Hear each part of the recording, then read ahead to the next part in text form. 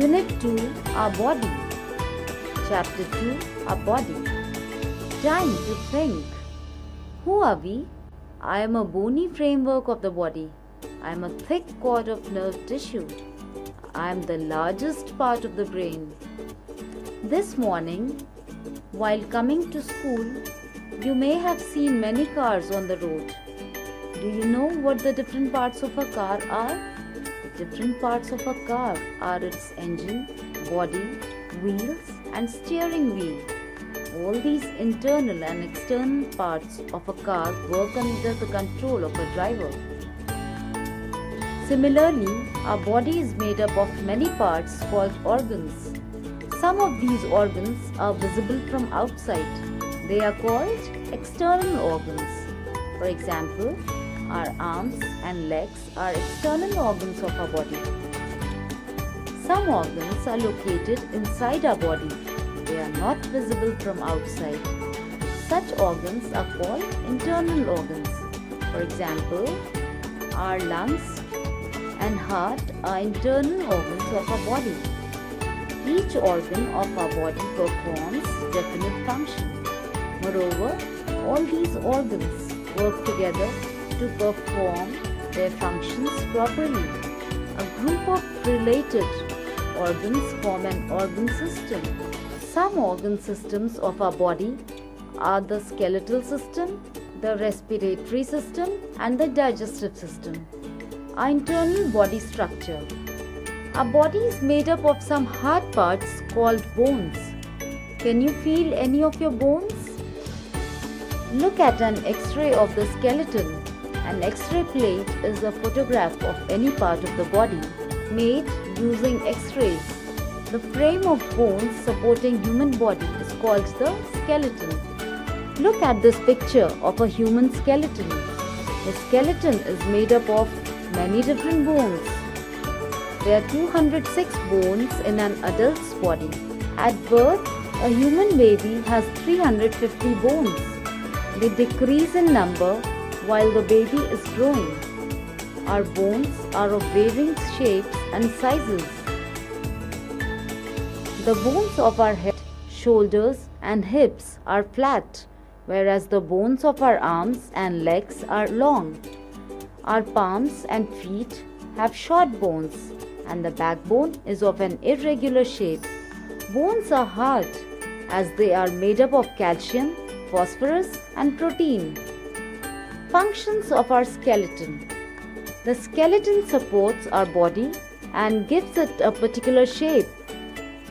It also helps to protect the soft and delicate organs of the body. The rib cage is the structure of ribs that protects our heart and lungs in the chest. The skull is the group of bones of the head that surround the brain and give it its shape. The skull protects the delicate parts of the brain from any injury. Joints. Our joints occur at places where bones meet. There are different types of joints. Freely movable joints like those in the arms and legs, and slightly movable joints such as those in the spine. There are some immovable joints present in the skull too.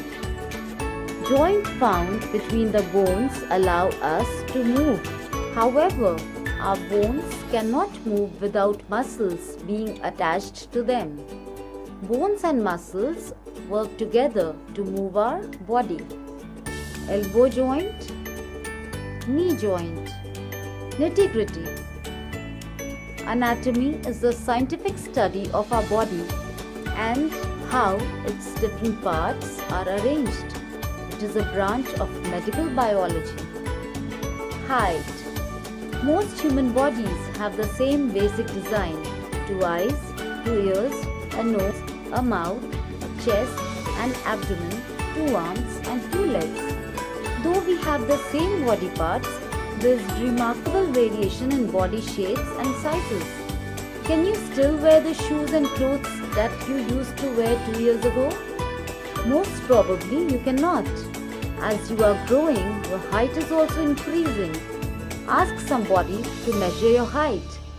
stand straight against a wall and ask the person to mark your height with the help of a measuring scale on top of your head. Now measure your height on the wall using a measuring tape or a scale. Our height is usually measured in inches. 12 inches make 1 foot. So if your height is 48 inches, that means you are 48 divided by 12 is equal to 4 feet tall. You can also measure your friend's height by this method. Take a break. Ria wants to know. Take a measuring tape and measure everybody's height in your family. Note down the heights of your family members next to their names. Your mother's height is inches. Your father's height is inches. Your brother's or sister's height is inches. Your height is inches. Now find out who is the tallest and who is the shortest in your family. Also calculate the difference between your height and your parents' heights. Baby's expressions. The first expression of a baby is crying. A baby tries to express itself. When it is only a few weeks old, the baby learns how to smile and then laugh. The baby gradually learns that its different actions produce reactions and that it gets either pleasure or sorrow out of that. At first, the baby's laughter is natural. However, as the baby gets older, he or she learns that there are different ways of laughing, from a short chuckle to a loud guffaw. Do you have any baby in your family or in your neighbor's house? Try to observe when a baby cries the loudest. What does the baby do when it feels hungry or angry? Everybody is unique.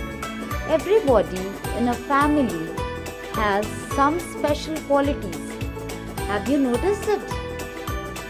Read about Lata's family. Lata lives in Kanpur.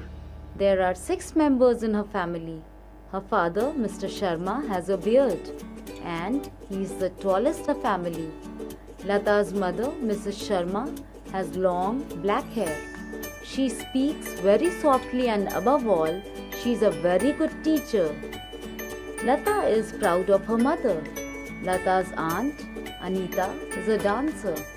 She teaches Kathak in a school and performs in different dance programs. Lata's elder brother Gaurav is a very good swimmer and has won several medals in state-level competitions. Lata's grandfather is a retired brigadier.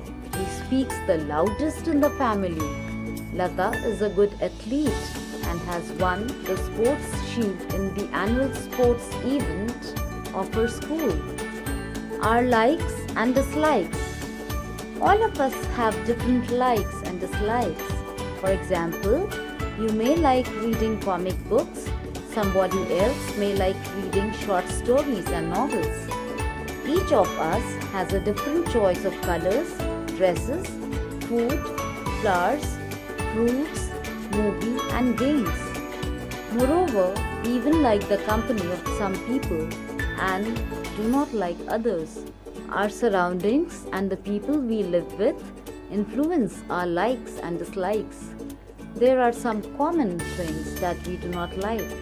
All of us dislike the foul smell of garbage and like the fragrance of a flower.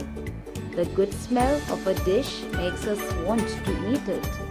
If we do not like the smell of a dish, we do not want to eat it. What we eat is dependent on our culture and taste. Which of the foods given here do you like to eat? We should always appreciate the likes and dislikes of other people, even if they do not match with our own taste.